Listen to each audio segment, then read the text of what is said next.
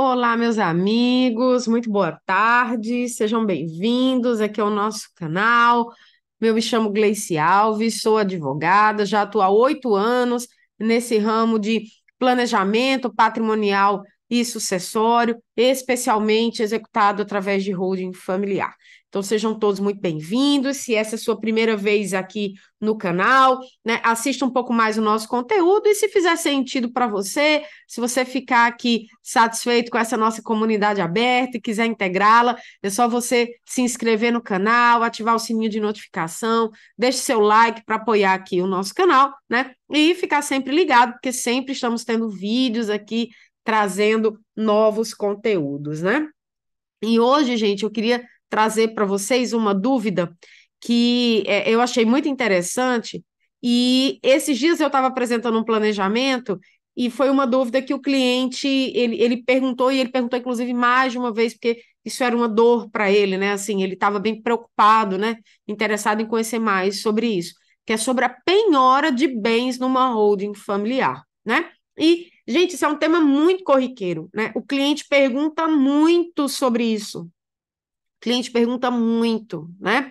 Então, outros advogados e contadores também ficam muitas vezes com essa dúvida, né? Sobre como funciona essa questão da penhora de bens em holding familiar, ok? Então, vamos lá, vamos entender um pouco mais de como é que funciona essa dinâmica, tá? Sobre essa penhora de bens. Bom, primeira coisa que a gente tem que entender, como eu não sei se você já trabalha há mais tempo com isso, ou se você está chegando agora, está começando a desbravar esse universo, eu quero fazer aqui uma breve revisão da parte conceitual. Se você já domina isso, ok, pode adiantar um pouquinho, mas se não, fica aqui para você compreender um pouco melhor. Bom, quando a gente institui um planejamento patrimonial executado através de uma holding familiar, como é que funciona, via de regra, essa dinâmica da transferência de bens, tá? Qual é o caminho que os bens vão percorrer, né, para que eles sejam aí organizados e protegidos dentro de uma holding familiar? Bom, via de regra, o caminho mais comum, né, é que esses bens, é que a gente institua uma holding familiar, que ela nasce como uma pessoa jurídica, então nada mais é do que uma PJ administradora de bens, ok?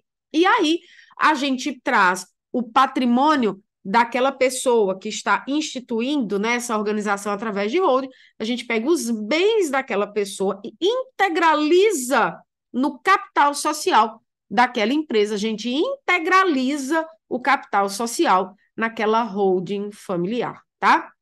E como seria, assim, essa operação, Gleice? Como assim integraliza o capital social? Bom, a gente pega o patrimônio, tô trazendo de forma bem simplista e didática, tá, gente? Para a gente entender a dinâmica de qual é o caminho para a gente poder chegar lá na frente e entender se cabe ou não penhora de bens da holding, ok? Então vamos lá.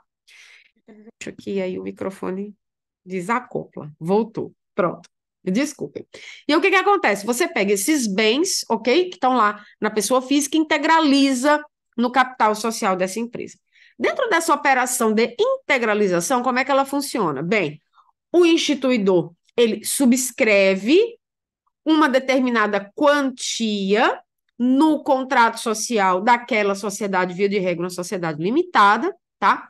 Essa subscrição do capital social, ela é uma, digamos assim, também de forma bem didática, uma promessa de entrega de bens para a formação desse capital social. E o capital social de qualquer empresa é o valor em dinheiro que é aportado dentro daquela estrutura para o início de suas atividades, perfeito? O ato de integralização de capital social é como se fosse assim, o cumprimento da promessa, né? Então a pessoa vai lá e efetivamente entrega os bens para aquela holding familiar, e aí, a partir de então, esses bens passam a ser agora não daquela pessoa física, mas daquela estrutura daquela pessoa jurídica. E a pessoa física, por sua vez, recebe desta sociedade, em contrapartida, cotas do seu capital social. E essas cotas representam, obviamente, o valor investido, e ela dá também atrelados a ela ali direitos de voto, direitos de participação dentro da estrutura, dentro da condução dos negócios. Isso é a estrutura básica de constituição de uma holding familiar. Então, perceba, os bens que estavam em nome da pessoa física, eles agora passam a ser da pessoa jurídica. É a PJ, é a holding que passa a ser a dona efetiva desses bens, ok? Então, compreendendo essa dinâmica, você já começa a perceber que agora esses bens passaram a ter um novo dono, que é essa PJ que nós acabamos de constituir.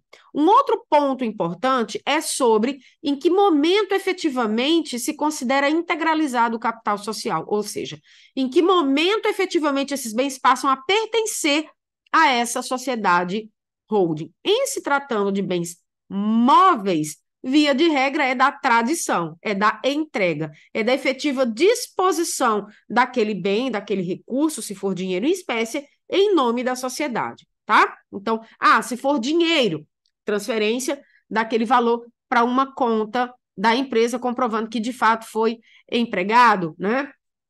Se for algum outro bem móvel, a efetiva entrega com disponibilidade para a empresa.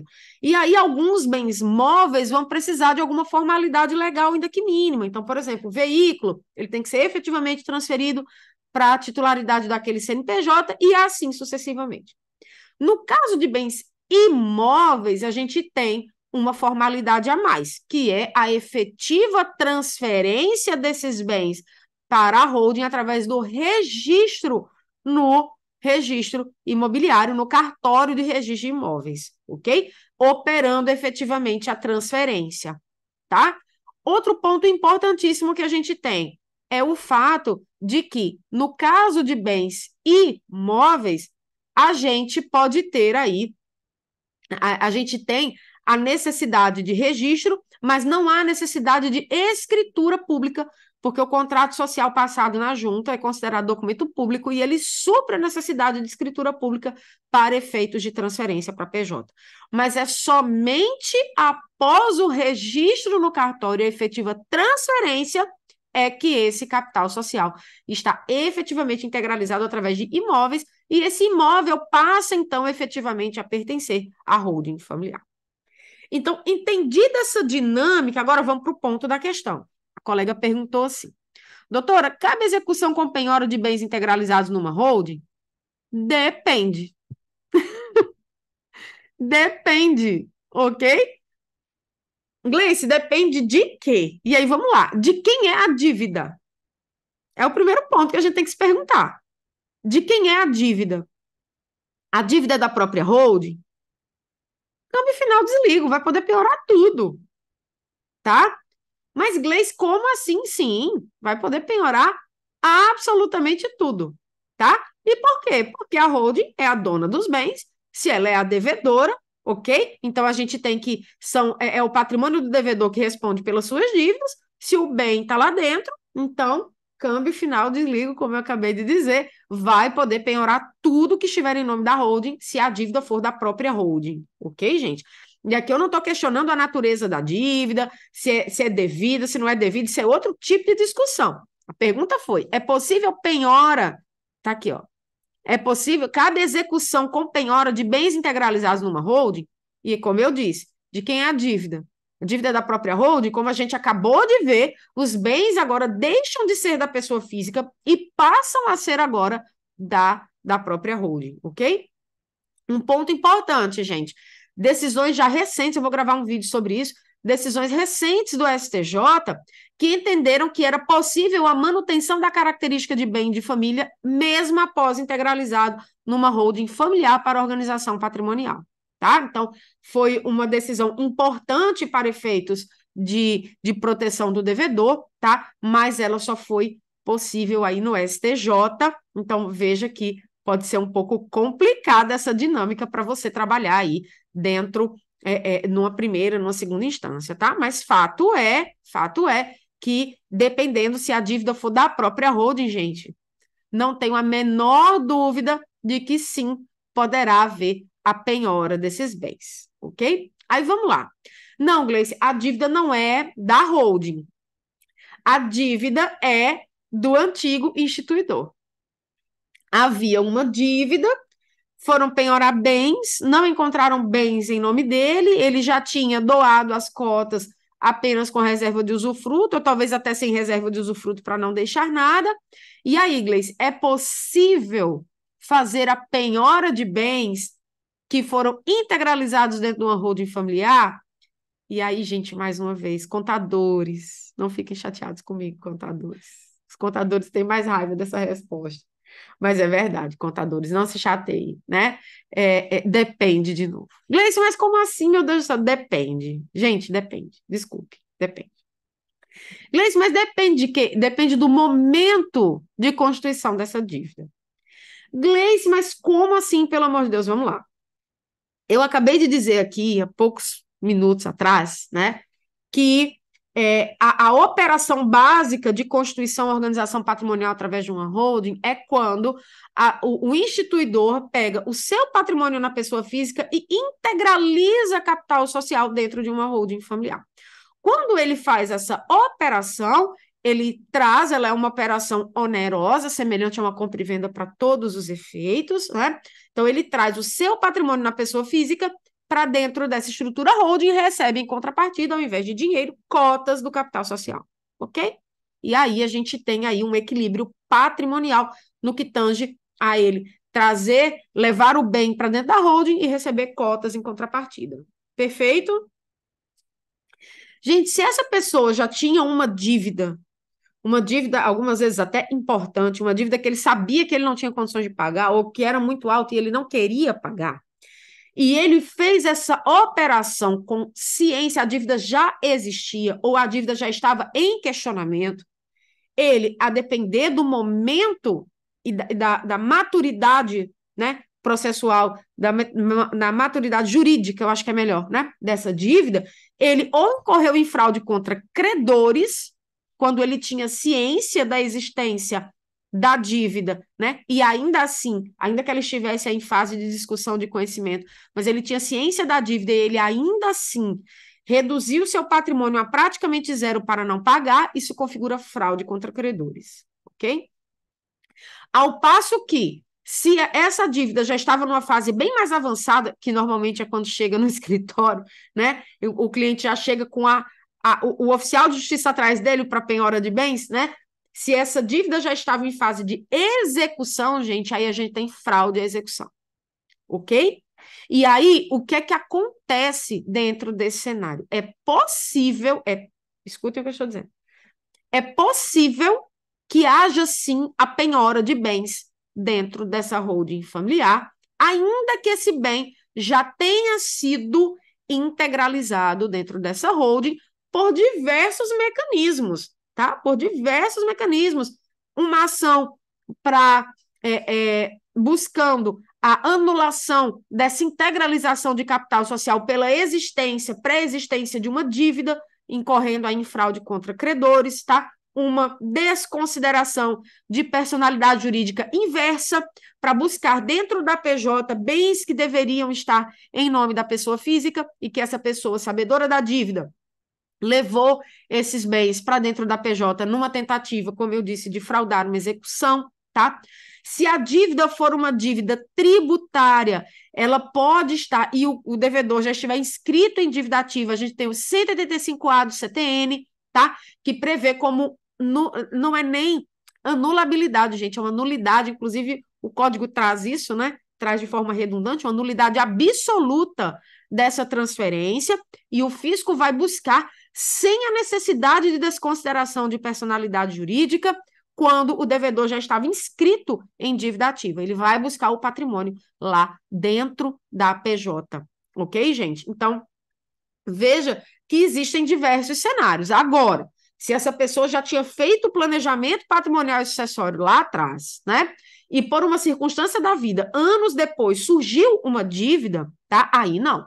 Aí, de fato, a PJ, as operações de integralização de capital social, elas são perfeitamente lícitas, a gente não tem nenhuma fraude contra credor, a gente não tem uma fraude à execução, a gente não tem uma fraude à execução fiscal, aí, nesse caso, então, esse patrimônio estará salvaguardado, tá? E a gente só vai ter aí uma situação de desconsideração de personalidade jurídica futura em relação aos possíveis atos que ele pode ter praticado após a constituição dessa dívida, mas não antes, entendendo que havia ali um ato jurídico perfeito, que tem, inclusive, proteção constitucional, né? Está lá entre os nossos direitos e garantias fundamentais, de que, olha, naquela época eu estava muito bem financeiramente, organizei o patrimônio, organizei a vida dos meus filhos, fiz uma holding, não sabia que tempos depois, né, sofreria esse revés. Agora, atenção, isso não significa dizer, gente, que a pessoa vai fazer uma holding, vai colocar os bens lá porque ela está muito bem obrigada, e agora ela tem um cheque em branco para sair aplicando fraude contra credor, fraude à execução, que ela pode sair se endividando aí, né? Ah, eu não sei se eu estou vivo amanhã, então eu vou gastar mesmo, né? E sai aí enfiando o pé na jaca para depois fazer dívidas que ela sabe que não vai pagar, mas afinal de contas o meu patrimônio está blindado, né? Então, isso pode futuramente, a depender da situação, caracterizar também algum tipo de fraude, tá? Inclusive, se for o caso aí, um crime de estelionato num nível mais alto, né? Mas o que eu queria mostrar para vocês, gente? Se essa pessoa protegeu o patrimônio de forma preventiva, se na época em que ela fez o planejamento, ela não tinha dívidas e veio aí uma situação superveniente que tirou dela liquidez, esse planejamento que foi feito lá atrás, ele está perfeito e acabado. Ela agora não pode mais ser chamada aí com esse patrimônio para cumprir com essa obrigação. Então, veja, gente, que uma pergunta aparentemente simples, né? Que de simples não tem nada, pergunta excelente, por sinal, né? Mas aparentemente inocente, você tem que analisar todo esse cenário. Então, vamos lá. Primeiro, o capital está efetivamente integralizado? Porque se estiver só no contrato social, tiver no nome da pessoa física, não houve integralização, tá? Então, aí tem que analisar esse cenário, né? Olha, se não houve integralização, está no nome da pessoa física, e vier uma dívida da pessoa física, vai piorar. Se vier uma dívida da PJ, em regra, não vai piorar, que o patrimônio não está lá. E ele pode dizer assim: olha, você que subscreveu, integralize, porque eu estou precisando do capital para poder penhorar, né? Então, a gente tem que analisar esse cenário. Segundo ponto, não temos aqui, a dívida é da própria holding, não temos dívida da pessoa física, temos dívida da própria holding. E o patrimônio da holding pode penhorar, vai penhorar, não tenha dúvida. Não, esse patrimônio é da pessoa física, mas ele já estava dentro da holding. Ok, qual foi a data da integralização e a data da existência da dívida? Não, a dívida é anterior, a integralização foi depois. São possíveis mecanismos para buscar esse patrimônio dentro da holding, e em se tratando da dívida fiscal, pode ter até uma nulidade dessa integralização e o fisco ir buscar sem a necessidade de desconsideração de personalidade jurídica.